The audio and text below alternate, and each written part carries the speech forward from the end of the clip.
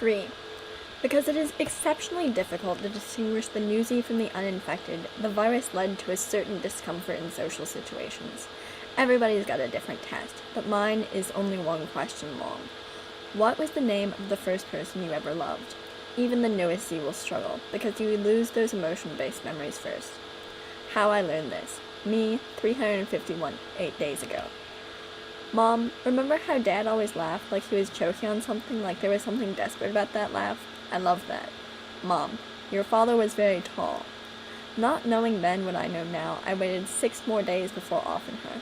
I woke up with her straddling me, and she said, "Are you hungry?" And I said, "Mom, I'm sleeping." And she raised up this ear of corn over her head, preparing to shove it down my throat, whereupon I threw her off me and ran to my little sister's Holly room, who said, "What's wrong?" She was speaking with her mouth full of corn. I threw open the door, smacking Mom in the face with it, ran into the living room, grabbed the shotgun I'd used to complete Dad from under the sofa, lured Mom outside, and completed the hell out of her all over this holly bush she had clipped weakly so it would always be perfectly rectangular, and she kind of staggered backwards into the bush, which totally ruined all the work she had done.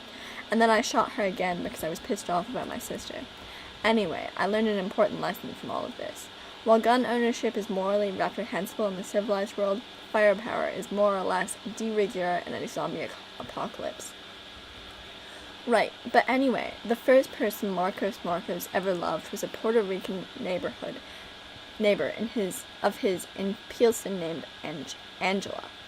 The first person in my longtime compatriot Caroline ever loved was named Jackson, an early hunter who'd been imprisoned for murder back when things still functioned, where, like all early hunters, he got Z'd up in short order when the virus tore through the prison system in the last awful weeks of functioning. And my own answer to the question? No one ever asks, but it hasn't happened yet.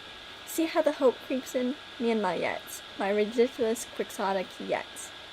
I lost my virginity in spectacular fashion in the weeks after the fall on the glass observation deck of the Sears Tower, the tallest building in the United States, in the heat of September twilight, with 4 inches of plate glass between us and nothing but a cloudy sky above. The boy, his name was Silas Marin, also a virgin, the sex itself utterly uninspiring, except for the view beneath him, 1,000 feet of air cushioning us, all totally hot and exhilarating.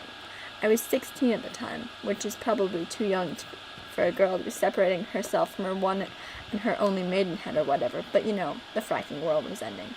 Also, Silas Marin was smoking hot, his face all hard edges and his hands rough and strong. I bet his hands are still rough and strong, because somewhere he plies his trade in the dirt these days, planting DI-131Y like the rest of them. He committed suicide after I broke up with him. He clung. He never let me breathe. He threatened to get Z'd up if I ever left him. The pressure was too much, so I left him. So he got Z'd up. Quad mean nutrient and everything. While we were up there, incidentally, we learned that you cannot kill a Z by dropping pennies from atop a skyscraper. Alas. For a long time, I thought I loved Silas Marin, but I don't think I did. If I'd loved him, I would have killed him when I had the chance. I love my parents, but a boy? Not yet.